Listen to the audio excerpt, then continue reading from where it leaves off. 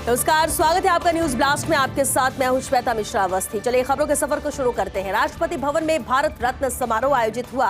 राष्ट्रपति द्रौपदी मुर्मू ने भारत रत्न दिया।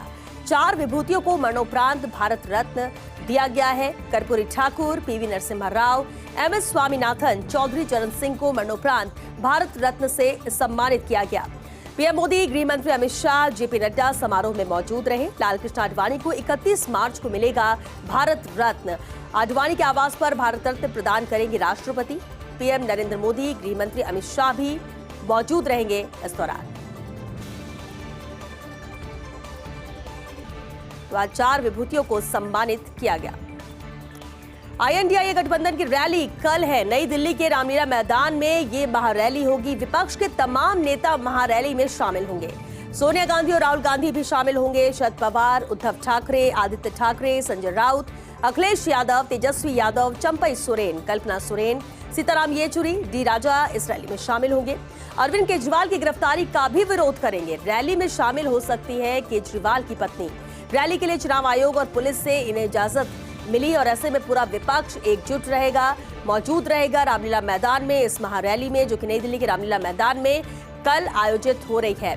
विपक्ष के तमाम नेता महारैली में शामिल होंगे। सबकी मौजूदगी होगी, जिसमें सोनिया गांधी, राहुल गांधी शामिल होंगे। इसके अलावा शरद पवार, उद्धव ठाकरे, आदित्य ठाकरे, संजय राउत, अखिलेश यादव, तेजस्वी यादव, चंपई सोरेन, कल्पना सोरेन, सीताराम येचुरी, डी राजा भी इस रैली में शामिल होंगे। अरविंद केजरीवाल की गिरफ्तारी का ये सभी विरोध भी करेंगे और रैली में माना जा रहा है कि केजरीवाल की पत्नी भी शामिल हो सकती हैं। रैली के लिए चुनाव आयोग और पुलिस से इजाजत मिल गई है। प्रदेश में कल से बजेगा चुनावी प्रचार का बिगुल। लोकसभा चुनाव 2024 में दिग्गज ताकत झोंकेंगे। पीएम मोदी और गृह मंत्री अमित शाह की प्रस्तावित जनसभाएं हैं।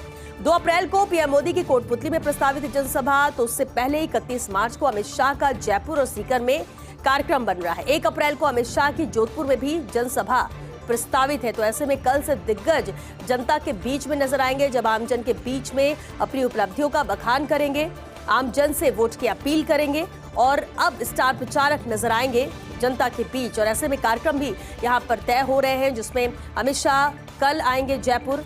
और बात करें अगर प्रधानमंत्री नरेंद्र मोदी की, तो 2 तारीख को कोटपुतली में भी जनसभा को संबोधित करेंगे प्रधानमंत्री नरेंद्र मोदी। नागालैंड के लोग क्यों नाराज? नागालैंड के पूर्वी हिस्से के लोगों ने यह ऐलान किया है। लोकसभा चुनाव प्रक्रिया से दूर रहने का ऐलान किया है। नागालैंड के लोगों ने म्यांमार सीमा से जुड़े 6 जिलों के लगभग 3.5 लाख लोग वोटिंग से दूर रह सकते हैं। राज्य की कुल आबादी के 29% लोग रहते हैं यहाँ। अलग राज्य की मांग कर रहे हैं ये लोग। मांग नहीं माने जाने तक पब्लिक इमरजेंसी जारी रखने का भी फैसला किया है। तो ये नाराजगी है नागालैंड के लोगों की। नागालैंड के पूर्वी हिस्से के लोगों ने ऐलान किया है कि वो लोकसभा चुनाव प्रक्रिया से दूर रहेंगे, यानी इसमें हिस्सा वो नहीं लेंगे। म्यांमार सीमा से जुड़े ये 6 जिले हैं, जिसके लगभग 3.5 लाख लोग हैं जो वोटिंग से दूर रह सकते हैं। कुल आबादी के 29% लोग हैं जो कि यहाँ रहते हैं। उन्होंने इस प्रक्रिया से अलग रहने का फैसला लिया है। अलग राज्य की मांग ये लोग लगातार कर रहे हैं और मांग नहीं माने जाने तक पब्लिक इमरजेंसी जारी रखने का फैसला किया है। राजस्थान दिवस आज है। प्रधानमंत्री नरेंद्र मोदी ने राजस्थान दिवस की शुभकामनाएं दी हैं। राजस्थान दिवस पर राज्य के अपने सभी परिवारजनों को शुभकामनाएं।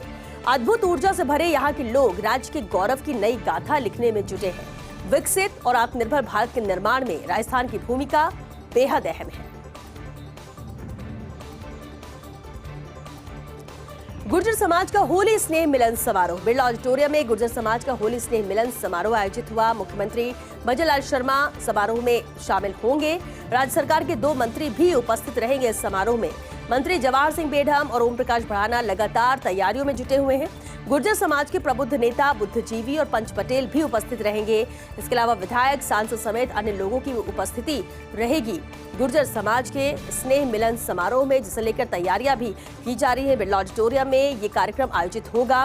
मुख्यमंत्री भजनलाल शर्मा भी समारोह में शामिल होंगे। इसके अलावा राज्य सरकार के 2 मंत्री भी उपस्थित रहेंगे। मंत्री जवाहर सिंह बेढम और ओम प्रकाश भड़ाना दोनों ही तैयारियों में जुटे हुए हैं। गुर्जर समाज के प्रबुद्ध नेता बुद्धजीवी पंच पटेल उपस्थित रहेंगे। विधायक, सांसद समेत अन्य लोगों की भी उपस्थिति इस होली मिलन समारोह में रहेगी। आज 75 साल को हुयो आन बान शान वालो आपड़ो राजस्थान। शौर्य, बलिदान, स्वाभिमान, सभ्यता, समृद्ध संस्कृति की धरती है राजस्थान। विभिन्न रियासतों के विलय के बाद 30 मार्च 1949 को स्थापना हुई थी। सबसे पहले अलवर, भरतपुर, धौलपुर, करौली रियासतों का एकीकरण हुआ। बाद में इसमें जयपुर, जोधपुर, जैसलमेर और बीकानेर की रियासतों का विलय हुआ। वैसे माना जाए तो कुल 7 चरण में राजस्थान का एकीकरण हुआ था। 30 मार्च 1949 को पूरा हुआ था एकीकरण का ये काम। राजस्थान नाम देने के पीछे भी एक बड़ा कारण था। आजादी से पहले कई रियासतें और कई राजाओं का शासन रहा। वंशानुगत शासन के बाद जब देश में लोकतंत्र लागू हुआ, राजाओं के स्थान के चलते प्रदेश का नामकरण हुआ राजस्थान। गौरव गाथाओं को समेटे क्षेत्रफल में राजस्थान देश का सबसे बड़ा राज्य है, लेकिन करोड़ों कंठों की राजस्थानी भाषा आज भी मान को मोहताज है।